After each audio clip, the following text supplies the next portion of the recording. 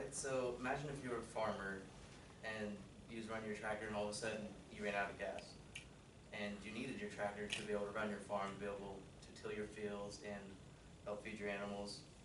So to go get gas, you go to the gas station, but some of the gas pumps are out of order and gas is all of a sudden $10 a gallon.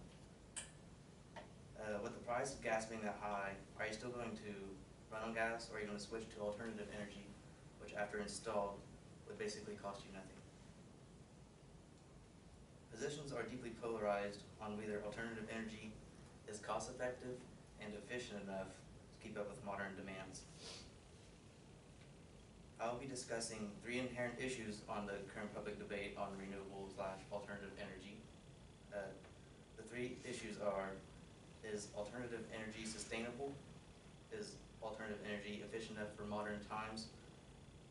And the limitations of alternative energy.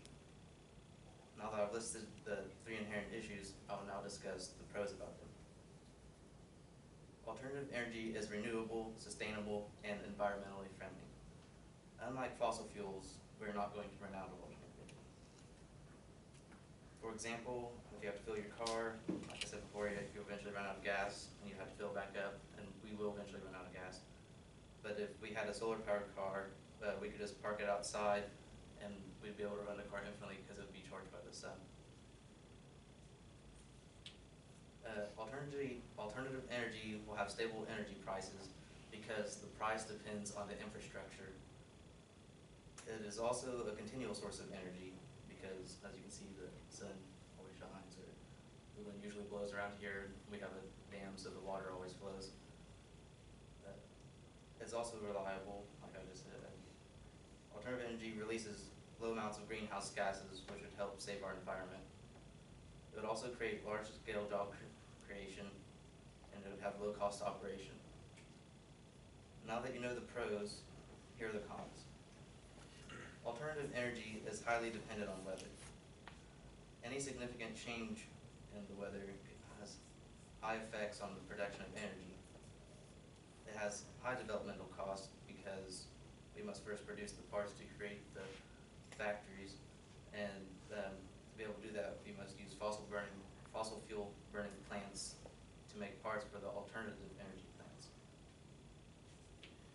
It is unreliable because we cannot count on the sun to always shine because of a cloudy day.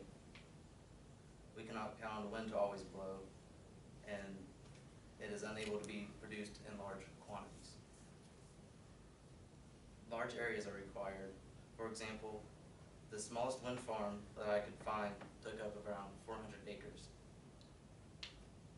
And also it's not available in all areas, such as hydro plants or water power plants cannot be used in the desert, right?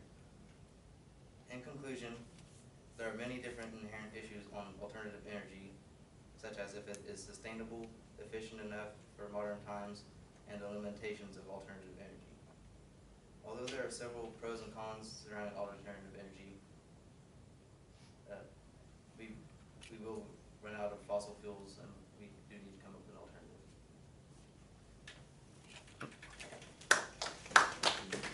Stay up there for questions, please. You're fine.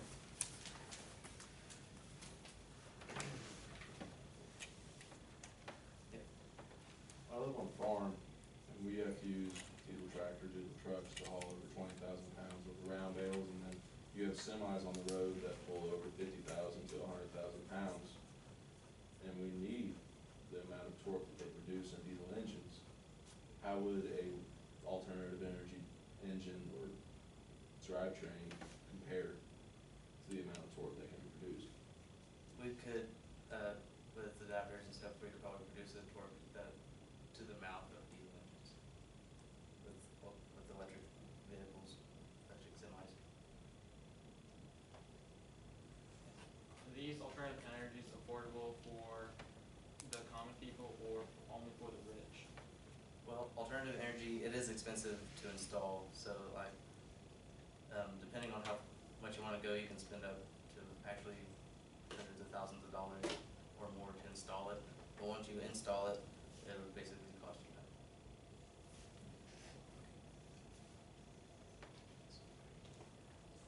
All right, thank you.